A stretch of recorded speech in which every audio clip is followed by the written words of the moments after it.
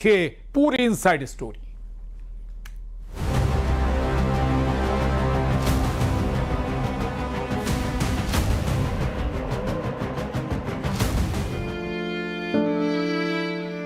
बेटी की सलामती के लिए दुआ मांगी जा रही है। महामृत्युंजय जाप चल रहा है। लापता अर्चना का परिवार ऊपर वाले के आगे झोली फैला रहा है। बेटी अर्चना की खबर मिल जाए, बस एक बार उसका पता चल जाए। जिस मिसिंग मिस्ट्री में इंदौर से लेकर कटनी ही नहीं, दिल्ली, नागपुर, मुंबई में भी सर्चिंग जारी है। जंगल हो या फिर खेत या फिर रेलवे ट्रैक, सब जगह अर्चना की तलाश जारी है। लेकिन 12 दिन हो गए, अर्चना का अब तक कोई सुराग नहीं मिला। पुलिस खाली हाथ है और अब घर वालों को मानव तस्करी का डर सता रहा है। Bogie number B3, seat number 3, एक मिस्ट्री। क्या जहर खुरानी का शिकार हुई अर्चना? मानव तस्करी से अर्चना मिसिंग केस का कनेक्शन। पुरानी रूममेट से खुलेगा राज।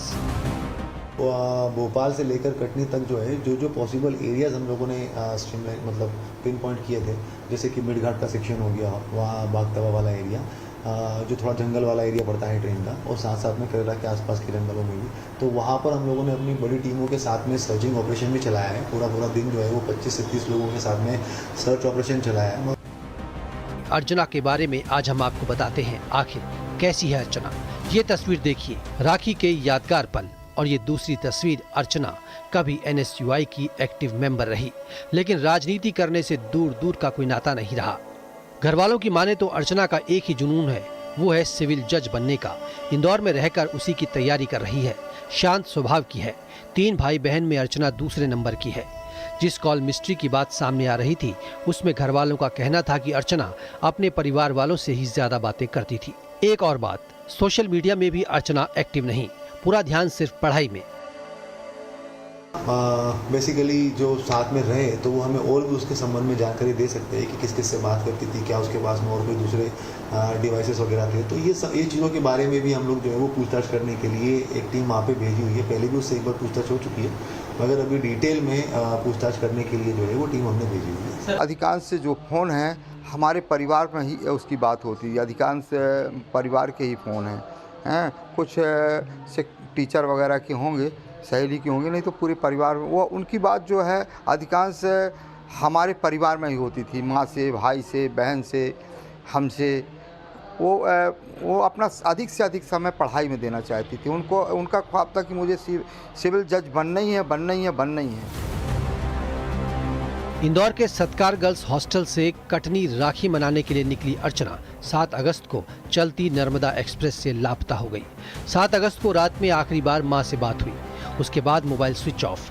परिवार की मांग है कि इस पूरे मामले की CBI जांच करवाई जाए। सारे एंगल्स पे हम लोग जो है वो उसके अंदर प्रयास कर रहे हैं। जैसे कि मैंने पहले भी कहा था कि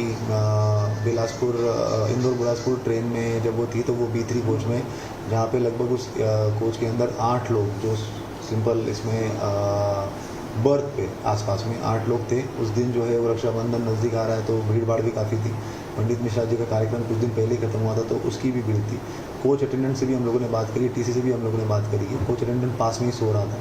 तो ये पूरे भीड़ भड़के के अंदर किस तरीके से ये सब चीज़ें पॉसिबल है, उसके ऊपर भी हमारी टीम जो है वो फोकस करके काम कर रही है। इसलिए मैं मुख्यमंत्री जी से निवेदन करता हूँ, मोहन जी से, कि इसको मानव तस्करी से यह जोड़ कर देखा जाए और इसकी CBI जांच कराई जाए।